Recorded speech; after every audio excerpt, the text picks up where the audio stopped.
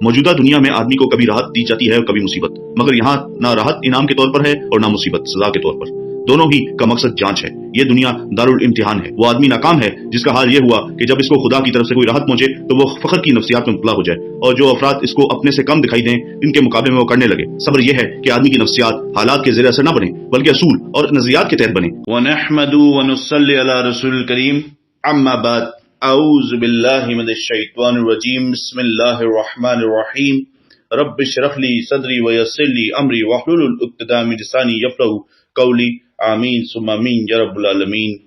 سامعین، آج ہم سورہ ہود کی 9 سے 11 آیات کا مطالعہ کریں گے، تو آئیں مطالعہ کرتے ہیں۔ بسم اللہ الرحمن الرحیم۔ اور اگر ہم انسان کو اپنی کسی رحمت سے نوازتے ہیں پھر اس سے اس کو محروم کر دیتے ہیں تو وہ مایوس اور ناشکرہ بن جاتا ہے، اور اگر کسی تکلیف کے بعد جو اس کو پہنچتی تھی اس کو ہم اپنی نعمت سے نوازتے ہیں تو وہ کہتا ہے کہ ساری مصیبتیں مجھ سے دور ہو گئی۔ وہ اترانے والا اور اکڑنے والا بن جاتا ہے۔ مگر جو لوگ صبر کرنے والے اور نیک عمل کرنے والے ہیں ان کے لیے بخشش ہے اور بڑا اجر۔ موجودہ دنیا میں آدمی کو کبھی راحت دی جاتی ہے اور کبھی مصیبت، مگر یہاں نہ راحت انعام کے طور پر ہے اور نہ مصیبت سزا کے طور پر، دونوں ہی کا مقصد جانچ ہے۔ یہ دنیا دارالامتحان ہے۔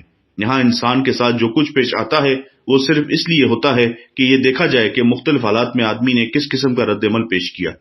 وہ آدمی ناکام ہے جس کا حال یہ ہوا کہ جب اس کو خدا کی طرف سے کوئی راحت پہنچے تو وہ فخر کی نفسیات میں مبتلا ہو جائے، اور جو افراد اس کو اپنے سے کم دکھائی دیں ان کے مقابلے میں وہ کرنے لگے۔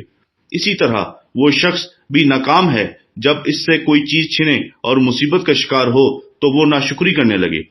کسی محرومی کے بعد بھی آدمی کے پاس خدا کی دی ہوئی بہت سی چیزیں موجود ہوتی ہیں، مگر آدمی ان کو بھول جاتا ہے اور کھوئی ہوئی چیز کے غم میں ایسا پست ہمت ہوتا ہے کہ گویا اس کا سب کچھ لٹ گیا ہے۔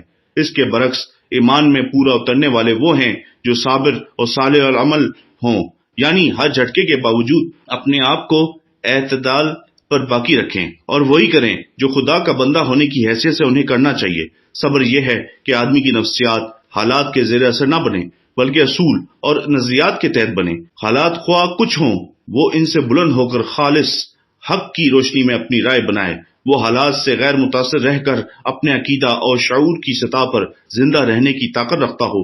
اسی قسم کی زندگی نیک عملی کی زندگی ہے۔ جو لوگ اس نیک عملی کا ثبوت دیں وہی وہ لوگ ہیں جو اگلی زندگی میں خدا کی رحمتوں کے حصے دار ہوں گے اور خدا کی ابدی جنتوں میں جگہ پائیں گے۔ خوشی ہو غم دونوں اللہ کی آزمائش ہیں۔